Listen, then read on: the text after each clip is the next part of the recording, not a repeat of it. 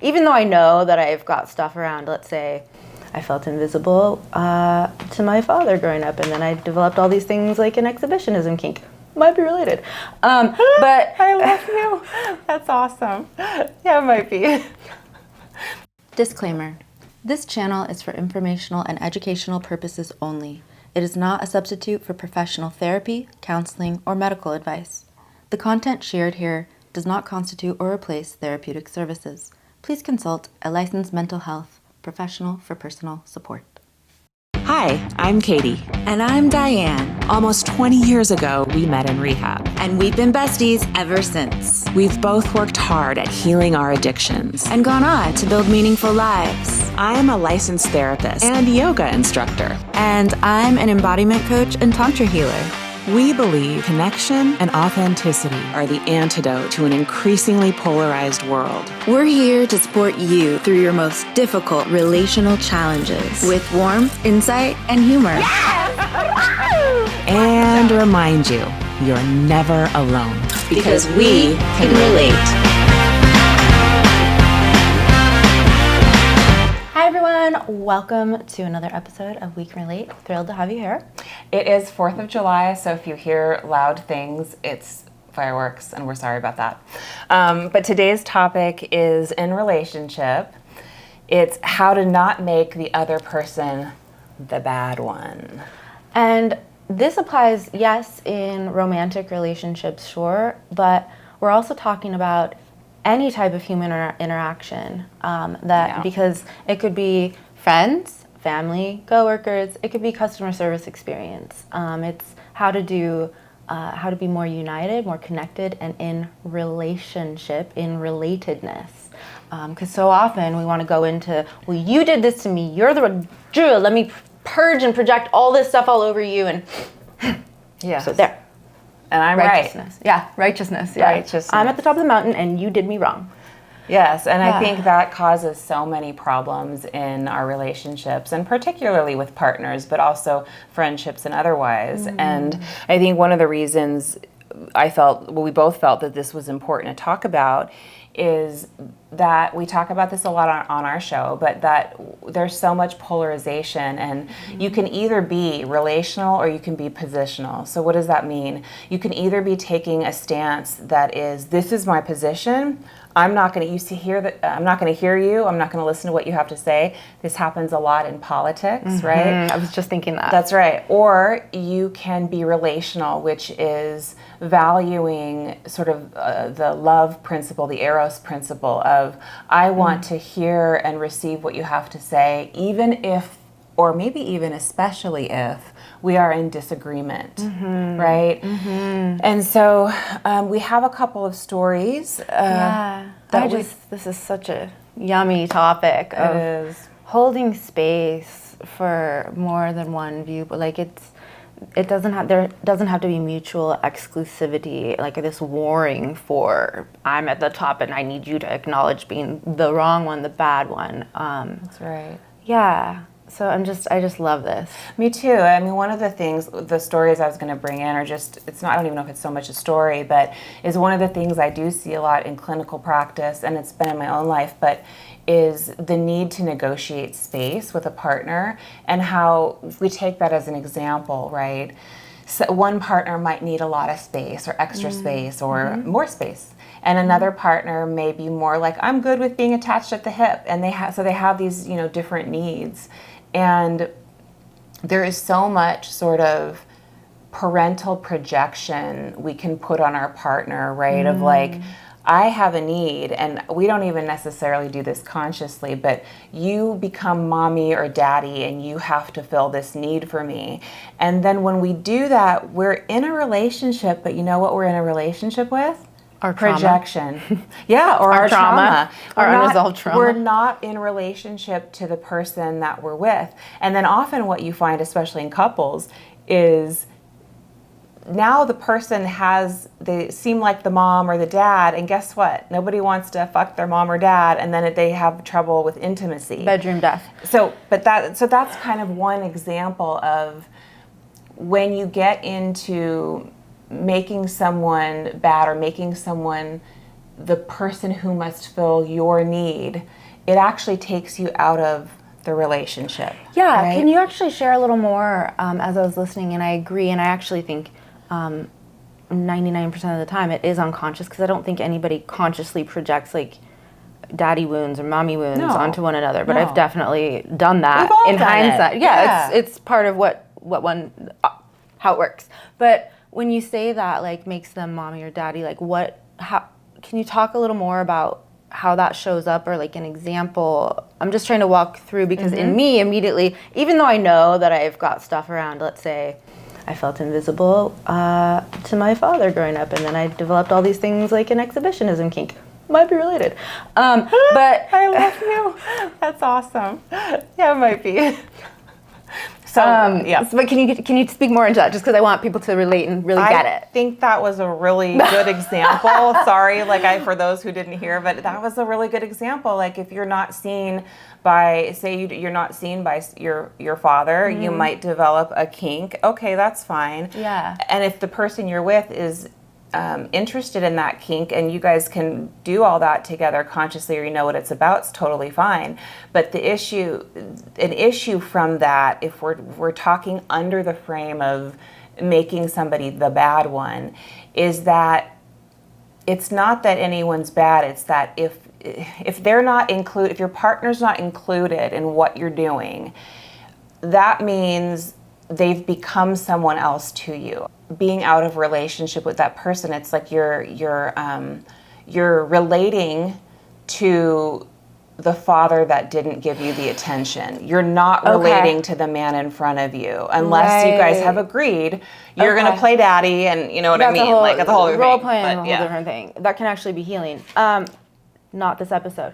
So actually, what I'm I'm picking up. So, for example, I'm thinking about a past relationship I had where this person, it was a trauma bond, which is another episode, but it was like, in some way, so I grew up feeling invisible to my dad, and he loved me but was very limited, and we've gone into that in other episodes, but this partner, in ways, showed up just really seeing me, was really, really present, wanted to know all the things, was really right there, and it felt really relational. It felt like I was really, really being seen. Yes.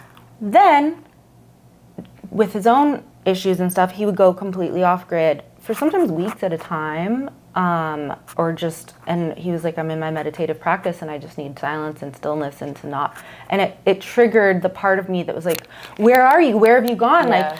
Like, please see me, that. And it was totally a parental thing. In hindsight, it was the relationship, yes, because it wasn't a relationship that was viable. But the triggering and all of this stuff, I feel like I stayed and tried to work it for so long because I wanted to heal that little girl in me wanted to finally resolve the unresolved trauma of feeling invisible. So I was in relationship with that instead of looking at the reality of this person in the now, that it wasn't working until finally I did. All of that can be true. Yeah. And if you were then to say, well, he's the bad guy because he did this to me, and even if, and we know it's probably unconscious, but I'm going to demonize him because, he didn't meet this need. He left me, and he, we're pointing the finger. It becomes really dicey because we can't change the other person. The only person we have any control over, right, is ourselves, and we only have control over ourselves if we're conscious enough to know what we're choosing. Yes. Right? And so your work, and you said this to me earlier, was like, I chose to stay. Yeah, well, and I was just going to bring that in. So the problem in that particular relationship that just went on and on and on, and was so chaotic and all these things. Well, there was a part of me for a long time that just wanted him to be accountable for the ways he was hurting me, the things that were not okay, because I didn't feel heard, met, related to, etc. And but the responsibility was mine to leave if I wasn't, to release with love, or not, but just to say this doesn't work. And so I'm thinking, and even still, it's like the part of me, there's people that maybe you can think of in your life that I still feel wronged by, or like this person wronged me, and it's like, be wary of that, because I absolutely played a role. It takes two, every dynamic, every relational experience. And, that doesn't mean the stuff that happened or that wasn't okay was somehow my fault, but it didn't make him a bad person. He had his own wounding and flaws, as we all do. And so, yeah, it's just really interesting stuff. Yeah, it really is. And I think it's easier for us to demonize the other than to obviously own our own stuff, but then just to recognize that they're a person with their own triggers and their own things, and he may be telling himself a story about how she's the bad one, and our whole thing is, and we've had stuff come up between us that we've shared with you guys, and it's ongoing because we're in a relationship, we're in a friendship, and those things come up. And if I'm sitting here going, well, she should be doing this and that, and she's bad, or she's doing that to me, we are not going to get anywhere. Right. And I think one of the whole points of doing this show is because we really want to talk about how to be relational in life with people and how to choose, I would say love, but not even love so much as relatedness. Maybe it's both. I think it's a loving thing to be in relationship, and that means being able to say, I'm going to be with you here where you are, and I'm going to take time to look at my part in it, and I'm going to work on my own defensiveness, and there's space for both of us and both of our feelings. Yeah, absolutely. And you're right, part of why that particular relationship wasn't viable is because there was just such a power struggle of, no, you did this and you did this and you did this, and pointing the finger, feeling powerless and trying to and that dynamic just wasn't shifting, and that still doesn't make either of us necessarily bad, but it was so healthy. There's I don't remember where I heard this, but I like to say surrender or suffer, and what I mean by that, and what finally ended the relationship, is I said to him, listen, from a very regulated place and with a lot of love, and it was tough, but listen, we've been doing this chaotic dance for years, and we are no closer to building a meaningful future, and that's something that I really want with a partner, and it's still in this gridlock, and we know the spiritual concept of surrender or suffer. Like, pain in life is inevitable, but suffering is optional, in the sense of we continue to beat our heads and stay in this dance and suffer. We are both so unhappy instead of just surrendering to the truth that's already here, which is we don't work. And so it was so empowering, but to both of us to be like, we've tried for a long time, and if we could have done the relatedness, for whatever reasons, there's just too much here. Yeah. And that was maybe the most relational we'd been in years, because we were able to both be like, you know what? I love you. I'm sorry. I forgive you. We both tried our best. I have chills. I know. I think this is such a great example you brought in, because we're showing where it's both sides. Like, there are times when your incompatibilities are going to be too great. And I was actually thinking exactly what you said. Gosh, the most relational you were is when you both realized, oh, we don't fit together. Yeah. If you are seeing someone clearly and they're seeing you clearly, and there's so many things that just aren't connecting, and you've tried, that means that it's not viable, right? Yeah. And then there are times, and I think with us, it's like, and it's different because it's a friendship, so there's these different elements to it, but we've had our incompatibilities, but we've been able to relationally work through them, and that's such a it's such a beautiful gift. Yes, and in the commitment to growing that, becoming less defensive, more regulated and centered, detaching from the need to be right, holding space for the yes and, to really value and prioritize relatedness, even and especially when it's uncomfortable or there's charge there. Yes. It's become a qualifier now. One of the beautiful gifts I get to thank that relationship for is it's a qualifier now for the connections that I do have, of being able to do relatedness with somebody, because it does take two. Being able to say, you're not the wrong or bad one, and okay, when you say this is what I hear, or tell me more about that. If the other person is still really attached to the right and you're wrong, like maybe that's not a relationship that's viable to move forward or deepen. But what a beautiful thing in our friendship and connection and in dating connections I have now, to be able to really do the relatedness of, oh wow, you're upset, or I'm feeling tenderness around there, and it's like, oh, tell me more about that. What is that for you? And to stay in a place of, this might be uncomfortable feedback, but I love this person and I value what they have to say. I would rather you tell me what's difficult.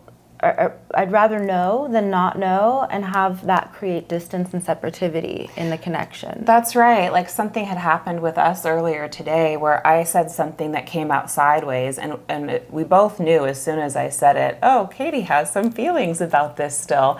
And so it came out of my mouth, and then I saw her get emotional.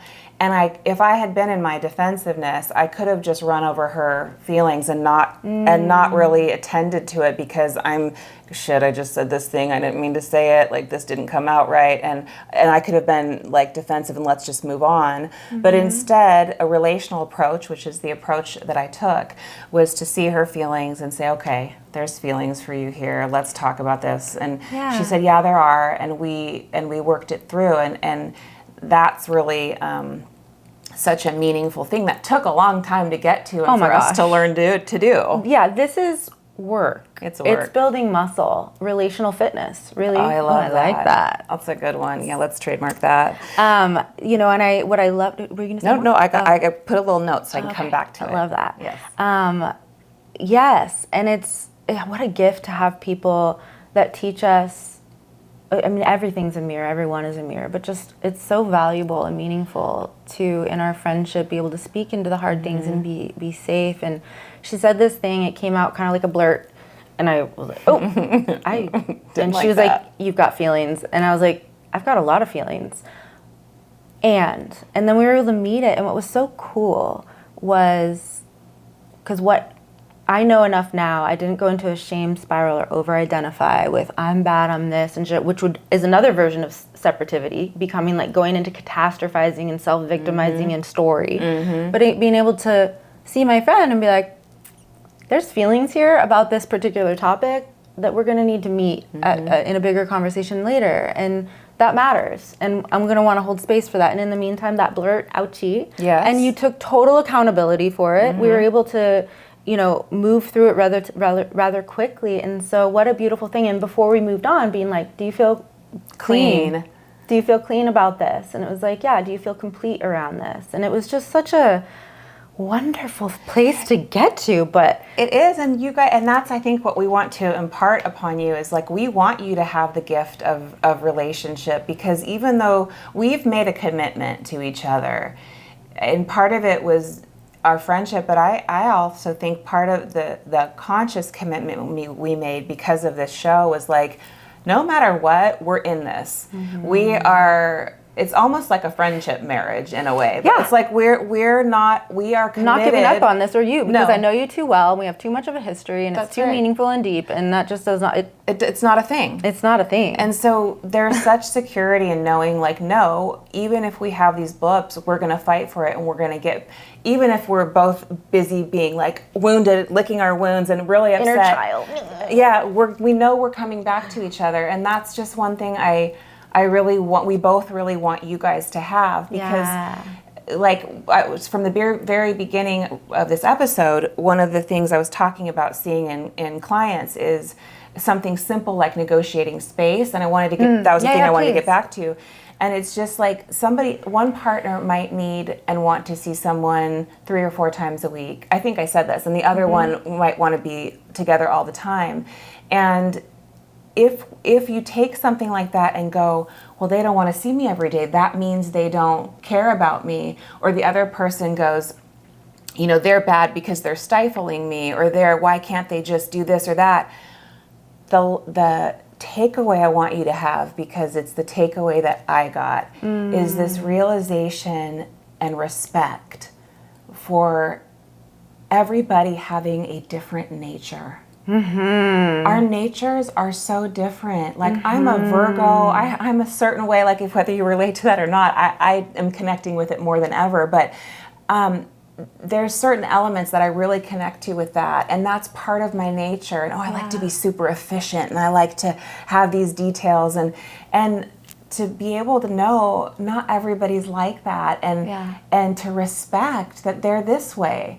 And I think too many times we want everyone to be like us and do things how we do it, and it's not helping our relationships. Absolutely. And to that point, I'd like to just put a voice to, I've actually really, as you mentioned this, I'm listening, I'm like, you've gotten a lot better about self-deprecating around your wiring and your blueprint and your nature, like around this. Like I feel, I've seen you being more compassionate with yourself of just, this is the way I am, while also simultaneously showing me more grace for my blueprint and my wiring. And we're able to still meet with love and connection and be like, okay, you're different in this way, I'm different in this way. Where can we compromise? Like where is there meet? Yeah, where is there flexibility, and what are the non-negotiables? Like what are the needs, and can you work with that? And like how do we do this sort of dance where we can stay in connection, where instead of like, if you could just please be not like how you are. Yeah, exactly. And more like me. How many marriages how many married people do this with their partner, right? Sorry, I didn't mean to interrupt. Yeah, no, absolutely. I mean, and friendships. And it's been amazing, because one of the gifts of doing this show with you has been to really dial in and distill and discover all these ways that we are very different in our wiring, nature, and makeup. And how at first that felt so threatening to our ability to be in relatedness and connection. And now it just no longer is, and it's beautiful, and it's such a gift, and it's so expansive to imagine for there to be spaciousness for all of you to be welcome as you are, and to do the dance of, okay, how can I meet you there, and for you to get to be all of you, and for me to appreciate that. And even when it's challenging, and I think about, it's just not fair and impossible for connection and relatedness to project, like, why can't you be more exactly like me? And now you're not, so therefore I'm the victim of you, and this whole thing. And I just really, really encourage, we're able to really, well, I'm thinking there's several thoughts coming up. In validating the growth I've seen in you, what I've witnessed is the embracing of your blueprint and your wiring. And so maybe it's that self-awareness and self-love and self-acceptance. That's a piece of it, of like, this is my nature, and that gets to be okay. And this is your nature, and that gets to be okay. And it gives me the opportunity to, where she says, this is my nature, are there things I can do that can meet these certain parts of her, or there are things she can do that meet certain parts of me? It's like, I think, like, when you're struggling in relationship, how nice is it to start to take things less personally, right? To be able to go, oh, that's just who they are. Like, it kind of comes into this idea of, can we assume the best? So if you're in a friendship or you're married, or you have a significant other, whatever it is, can you kind of reframe how they do things and go, that's just their nature, and find a way to have a little bit of separation, and that seems like that can give some peace. So much of my own self-abandoning came in to people please others when I thought my nature and wiring and my needs were wrong, and made me the villain and the bad one. Oh, I'm inherently bad because I'm different. And so building respect and compassion, and becoming rooted, empowered in just the way one is. I'm thinking of a client that just recently came to me, really struggling with, I'm a tantric healer, struggling with erectile issues. And he's like, well, when it comes down to it, I can't perform, I can't penetrate. And we were talking, and he was it was so sweet, but he was saying, you know, I go out on dates and then we get back and it's just so rushed. And what the reality was that he was denying was he's so sensitive, and his wiring, his blueprint is such that he needs slow, super slow. And he also needs emotional safety and to know a person and have built a foundation. Can I say one thing? Yeah. I'm so glad you're speaking into this, because men, there are so many men out there that are like this guy, this person. Oh, yeah. And they feel so alone because they feel like they have to be like some other type of way. And I just want to, I'm so appreciative that you're bringing that in. This is exactly what we spoke into, which was, he's like, you know, and then I feel like there's all this pressure to be aggressive and like in porn and just like choke and scratch and bite and like dominate. And he's like, that's just not my way. It's never gonna, I could just lay and make out for days, and I'm not. And he wanted to make love. And so, and what he was doing was pillaging through that part of him that needed emotional safety, to trust a person, to feel really at ease, not in performative pressure. But he was pushing through and going on these dates and then ending up at home in bed, you know, with these women. And then he'd be like, and then it comes down to the moment, like, what kind of man, he'd be like, what kind of man am I that I can't do that? I'm like, well, we spoke into exactly that of like, you're forcing yourself, your body this is a sacred no in your body. Your body is literally unable to perform in these moments because it's a no. Yeah, it's for like your being. dick is talking to you, dude. It's a message. There's nothing, nothing, because he was staying at home with his own self-pleasure, and it wasn't an issue. And he's like, well, it's just, I just can't with women, and I'm so stressed and all this stuff. And it was like, well, because you're making yourself bad or wrong for your blueprint and wiring, which is actually very beautiful thing. And there's nothing wrong with the ways that you need. And we spoke into, I was like, well, can you tell me a little more? Do you own that? Do you name and claim? Yeah, actually, I don't really do hookups, and I like to get to know a person. And that wasn't, it hadn't even occurred to him that he could, because guys always want to F. Yeah. Guys always want to have sex, and he should be right and ready to go, because that was the conditioning he had. So something was wrong with him, and then the girls would be like, what's wrong with you? And so he had this whole idea. So sad, and it's so wrong. Yeah, and so that happened. And then also he was kind of blaming them for their frustrations, but you know, there's some responsibility for teaching somebody, this is how I'm wired, and this is what I need, and this was what would feel really good to me.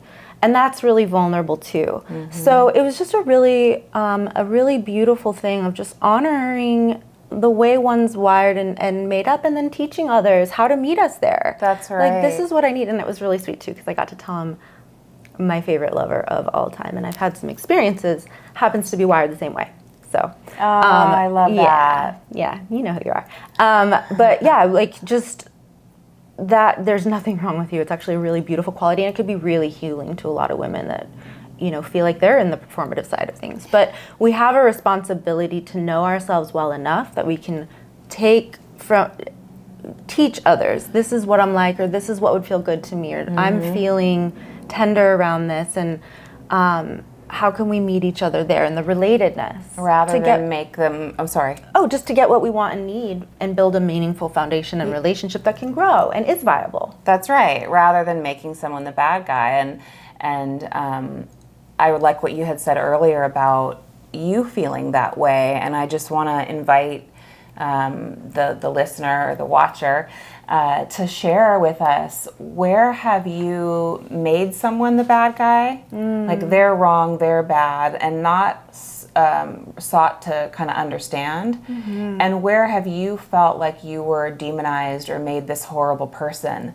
Because I don't know, I'm interested in your comments, but like, I think most of us can agree that isn't going to that just doesn't feel good to anybody, and it doesn't take us where we want to go. It never takes us where we want to go. In terms of tips and tools, there's a couple that come up for me. One would be just becoming aware, really taking notice of when you may come into being really positional of like, you're all this, or you're the bad one, you did this, or I'm the worst, and they're completely like, angel devil, complete polarities.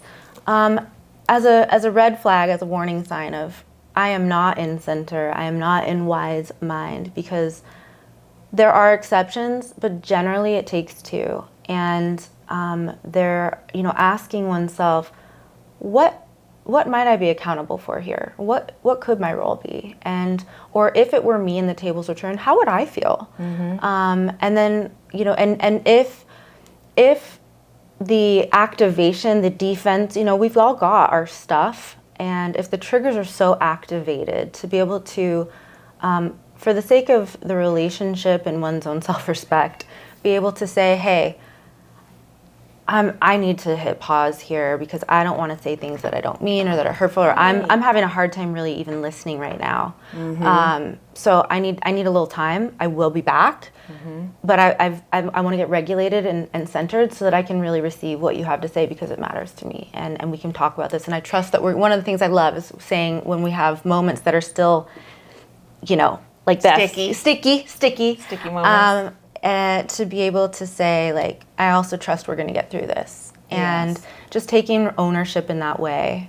Yeah, and I think one thing I want to just amplify out of what you just said was the piece around it's not always appropriate to be relational. There are times when we do need to be positional, so we are not saying that's a never thing, never take a position. Sometimes you very much have to take a position, and that's just not what this show is about.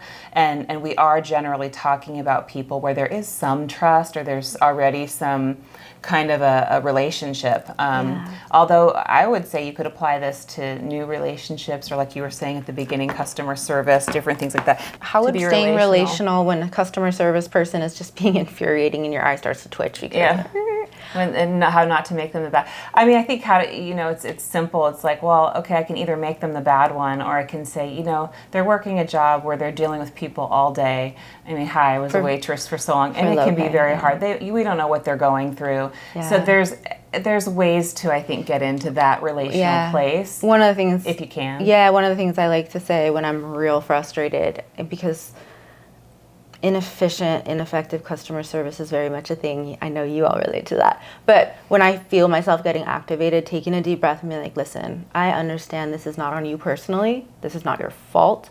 I'm just very frustrated, and I hope you can understand, or I appreciate you understanding that after XYZ, I'm feeling very frustrated. And it just takes accountability of, this isn't about you. I'm not making you but I'm horrible frustrated. Person, yeah. So anyways, you were saying you had more tips and tools. No, I didn't have any more tips and tools. I liked your tips and tool, and I think it's pretty much all about just self-reflection and coming back to center, not going to extremes, and self-ownership, taking your part in things, and then again, just respecting someone else's nature and going, they're probably not trying to hurt you in general. Yeah. Now there are exceptions to that, but to kind of take that perspective and see what that does for your relationship. Yeah. So. That reminds me of a quote that I like and is helpful when I am triggered or hurt or going into story, when somebody I care about has said something that's tender, which is, you can't say the wrong thing to the right person.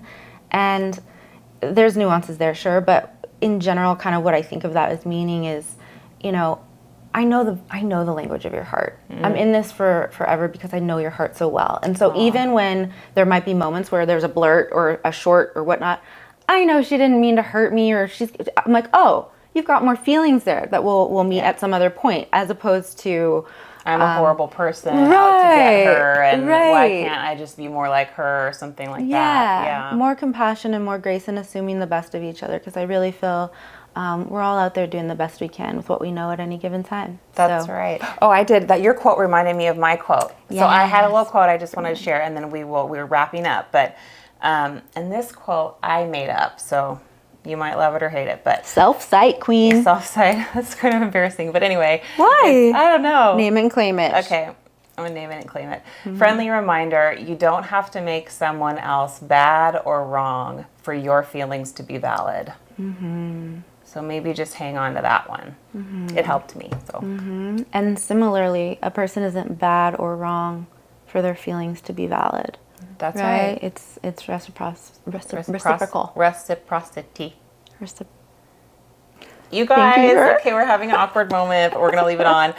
Thank you. Tell us where you, as I said, tell us your experiences with this. We want to hear about it. Yeah. Where have you villainized others or yourself? And what's helped and supported you in finding more nuance and relatedness with the people you care about when looking at things from different lenses? And we'll see you next time. We'll see you next time. Bye.